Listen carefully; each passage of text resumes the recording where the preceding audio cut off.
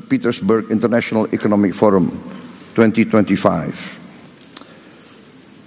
This forum is a forum that combines and gathers leaders from the West, the Global South, the East, and where Eurasia meet. Indonesia views the summit as an opportunity to forge strategic trust, an opportunity to make deals in an increasingly complicated geopolitical situation. Deals that can benefit our shared survival and our shared success. On this occasion, I would like to introduce myself.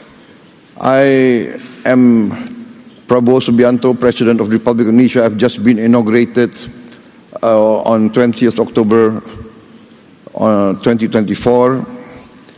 And this was my first International Economic Forum, so I apologize if I'm a bit nervous.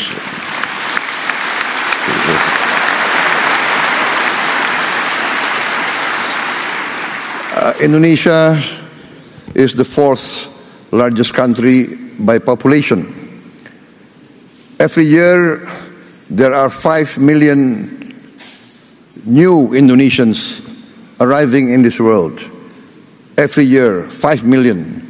That means every year, a group of people the size of Singapore. So in 10 years, there will be 10 Singapores in Southeast Asia, the size. I give this as an illustration of the size of Indonesia. This gives us great opportunity, but also gives us great challenge. Any leader of Indonesia must think how to feed 5 million more mouths every year, 5 million new school places, etc., etc. The hospitals, and more important and most important is the food. In my opinion, the duty of a government is first to protect its people. And to protect its people means to protect its people from hunger and from poverty and from the suffering of a challenging environment. Therefore, when I took over the government of Indonesia, my main priority was, first, to achieve self-sufficiency in food.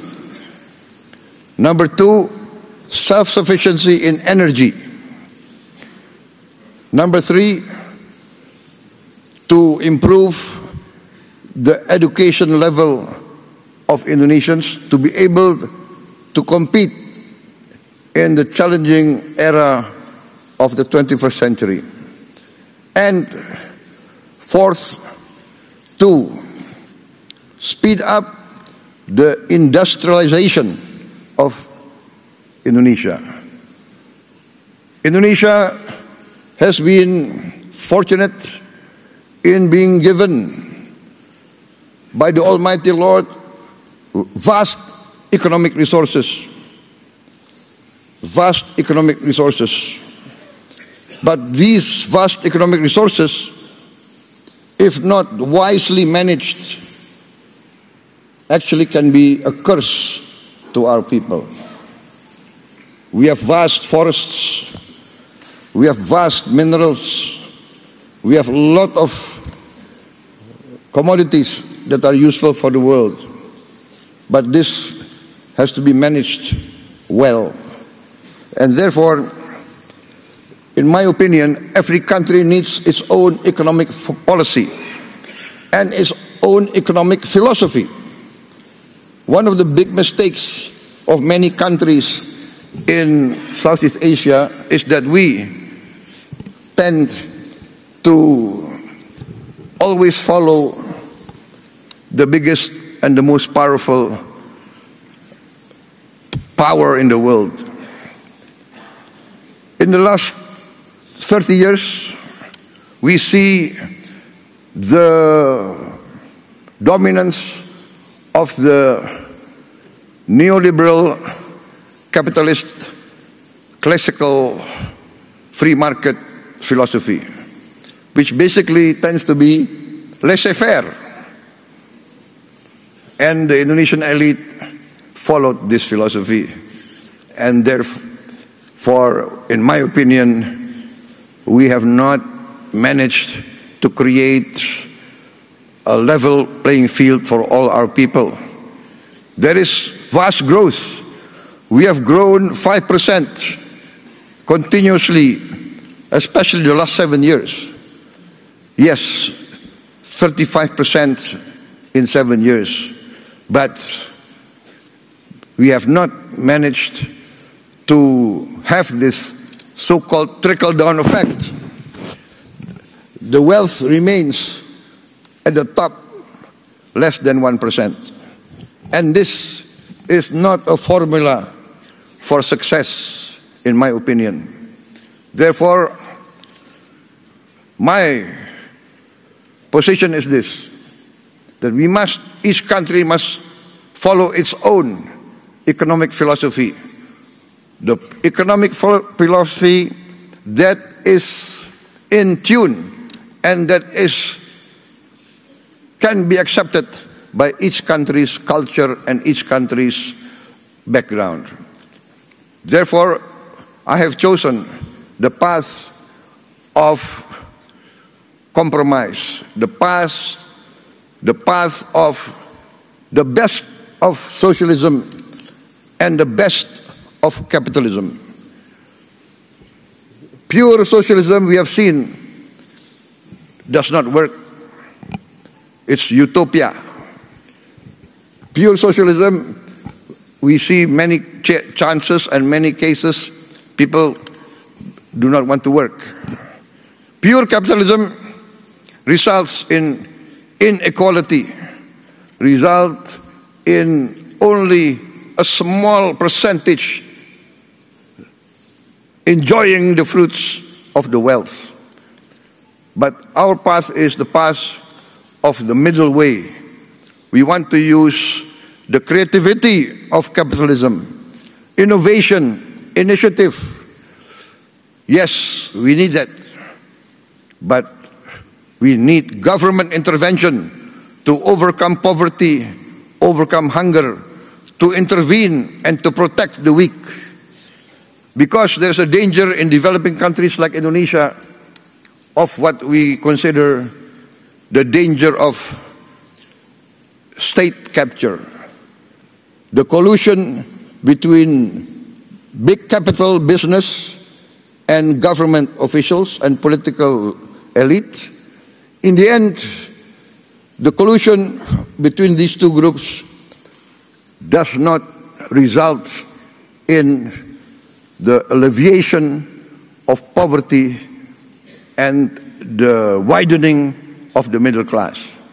Therefore, we have chosen the philosophy which, in essence and in simplicity, can be reduced to one sentence. The greatest good for the greatest many. That is our philosophy. Our government must work to bring the greatest good to the greatest many. And in this case, we have to have a clean government, free of corruption. And this, I think, is the key of rapid development.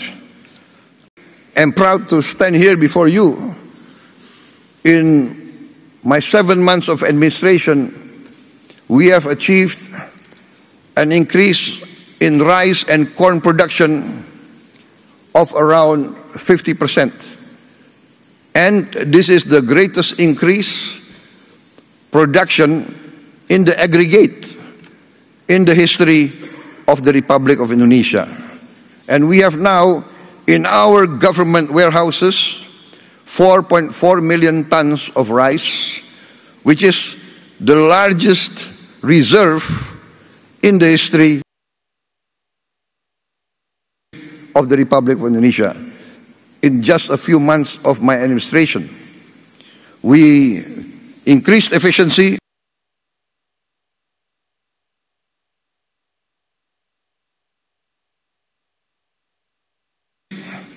we fight very strongly against corruption, we deregulate, we cut all the regulations which increase inefficiency, and we have seen the rapid results. I believe that if Indonesia can play a good role, a positive role in international relations, for instance, our participation in BRICS, we thank the government of Russia for supporting us to be a member of BRICS very fast. I think we are one of the fastest members to be accepted in BRICS. Also, Madam President, former President of Brazil and President of the New Development Bank, we are also accepted into the member of New Development Bank, also very fast. We thank also the government of China for supporting us and the government of South Africa. And we believe that together BRICS can contribute significantly to stability, prosperity of the world.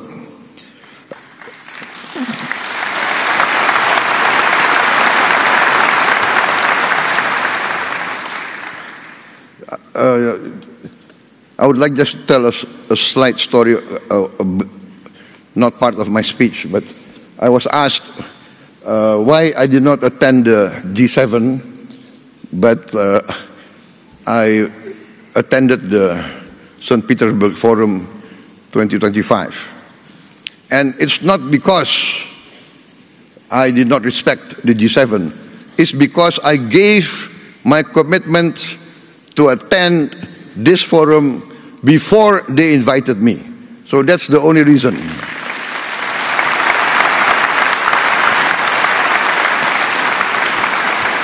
So please don't read too much into the event. Sometimes political observers, they want to read, is this a political statement, right? No. Indonesia, by tradition, always non-aligned. We respect all countries. Our foreign policy is very simple. One phrase: 1,000 friends, too few. One enemy, too many. We want to be friends with everybody.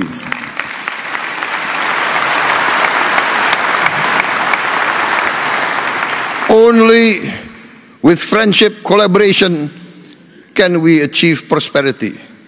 So thank you very much, President Putin, for inviting me. And because you invited me, I can be here today in this historic city, a city of heroism, a city of great patriotism, and as an amateur student of history, I followed the history of Russia, and I know the significance of St. Petersburg. And I had the honor of attending the cemetery of the victims of the war a few days ago. So thank you very much for this invitation.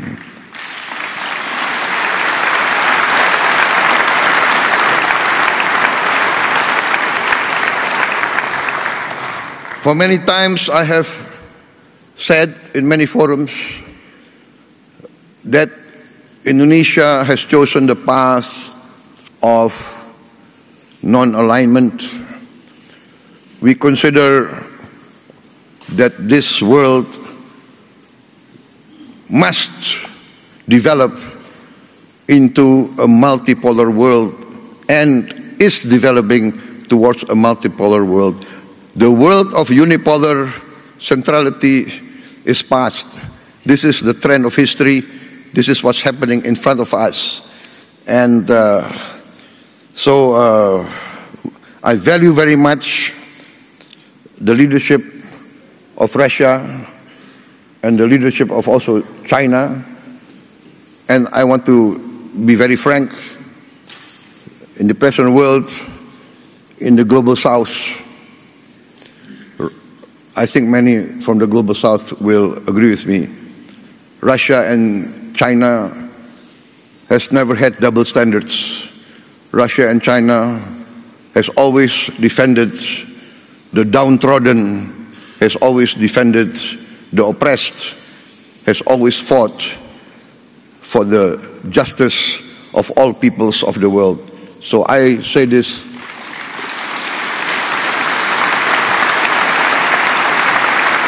from my heart. Therefore, Indonesia wants to be a good partner and a strong partner.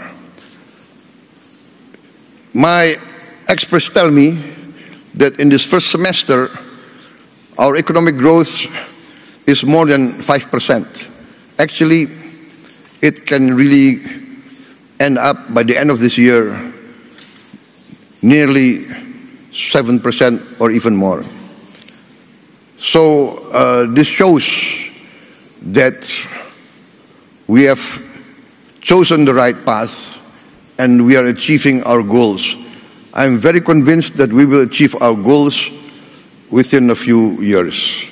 I've given the target 4 years self-sufficient in food, and we are experiencing that we can be self-sufficient in food within this 1 year. And we will be, in a few years, a net exporter of rice and corn. Also, now I've formed a sovereign wealth fund, which we call Danantara, which means the future energy of Indonesia. So this fund we make to protect the wealth of our children and grandchildren. The fund now has 1,000 billion US dollars of asset under management. And this year we have cash to invest of $18 billion. We want to work together with all strategic partners. We do not ask for assistance. We do not ask for handouts. We want to be a real partner. We want to achieve together real prosperity. We are open for business. We invite all groups from everywhere, especially Russian entities.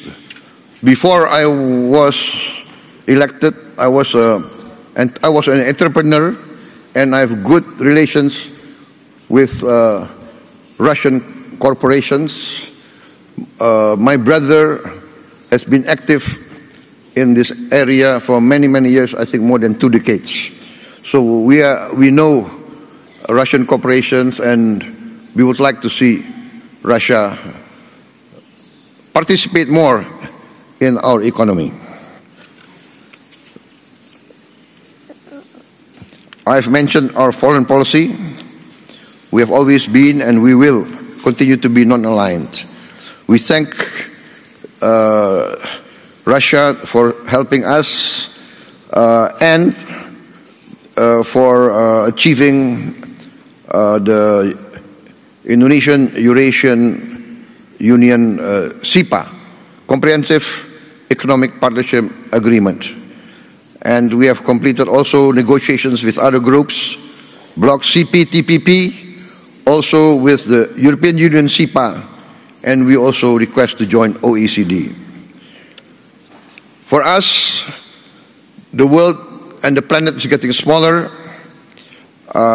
We will work together with you for peaceful collaboration, peaceful coexistence with all countries. We view with sincere regret the escalation and increase of conflict around the world, especially in the Middle East and we hope that all parties can come to a peaceful resolution as soon as possible. I think, distinguished guests, I've come to the end of my short speech. I apologize if what I say is not what is expected of me, but what I say comes from my heart. Thank you very much.